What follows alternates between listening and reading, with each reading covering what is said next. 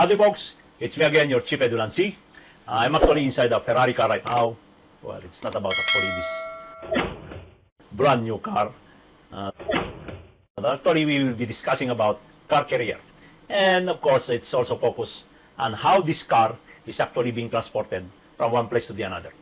When we're talking about a particular single car like this, especially luxury car, they could be transported via cargo planes or even in container boxes, like in container ships. But when we talk about this bulk of cars, plenty of them, like thousands of them, then they are carried in a ship like this. We call it car carrier ships.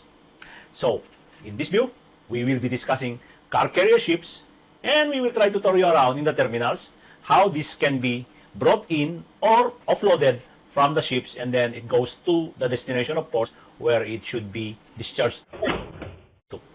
Come on, let's go. All right, so we are actually, I'm actually on board a ship right now, just to give you a better view. I'm on the forward part of the vessel. This is actually a container terminal, but in most cases, this can be also utilized as a carport terminal or car carrier ship terminal, wherein they could put in all the vehicles to be loaded for a car carrier ship. But just for the sake of this discussion, we're just gonna have to get rid of all the cranes and replace it with a more suitable view, like we have all the cars in there. And of course, we just designed it to be car terminal because there are ports who are actually being dedicated for car carrier ships. In this case, they are suitable to cater cars or vehicles or cargo to be transported. And also, as you are looking at right now, there's the luxury car that I have shown you a while ago. So let's get out of here. I'm just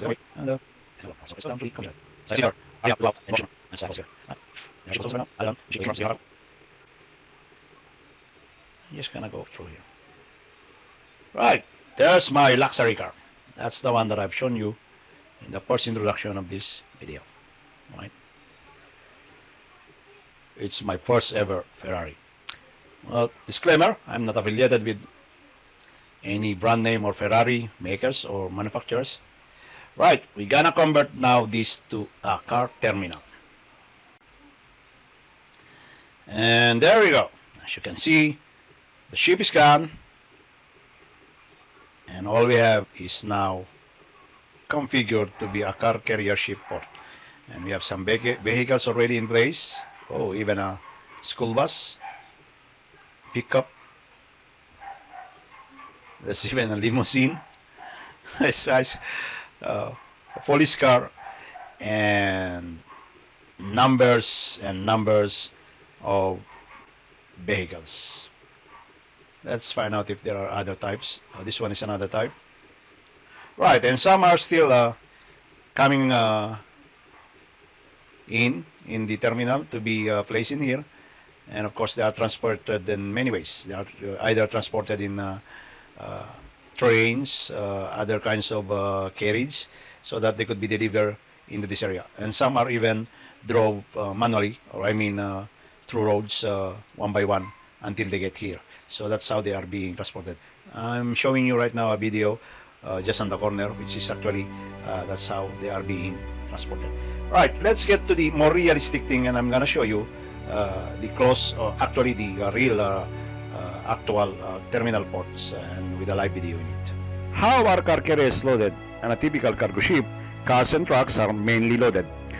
Of course, they are not limited to such. Even buses and tractors can be shipped without issues, and some special and extraordinary shapes and size as long as it would fit within the clearance in terms of ramp design capacity, also the weight, and of course the maximum heights, length, and width.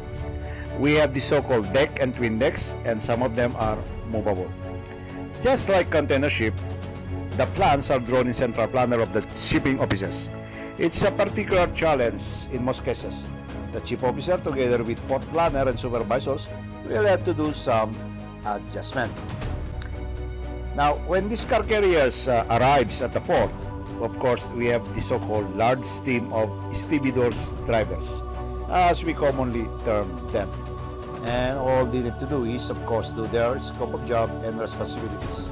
Basically, The keys are usually already in the car and the driver just to bring them in or take them off from the ship. It passes through a checker with scanner to make sure vehicles are well accounted and identified for the specified location of loading or designated deck or storage. The features of a car carrier in terms of technicality, they are quite easy to recognize because of their high freeboard. And because of this high freeboard, they possess a great challenge, especially when they are at open seas or in high seas. With strong winds, this could be disastrous for the vessel, like they could drift off from course and other issues that might arise, like lashings, of course rolling and pitching, and the movement of the vessel will be strong. So twin decks and decks through the ramps will be accessible. I mean to say, the cars passes through ramps and then it goes into the ships, and from there the vehicles can be driven to the lower decks or to the higher twin decks.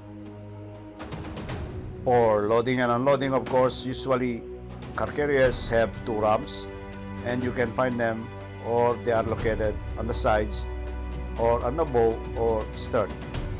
And of course, loading time should be as short as possible, so you could expect that in just a matter of time the vessel will soon leave immediately.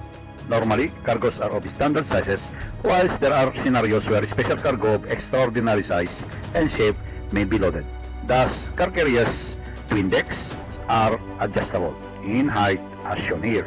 This would keep the loss of space to a minimum and hence optimize handling.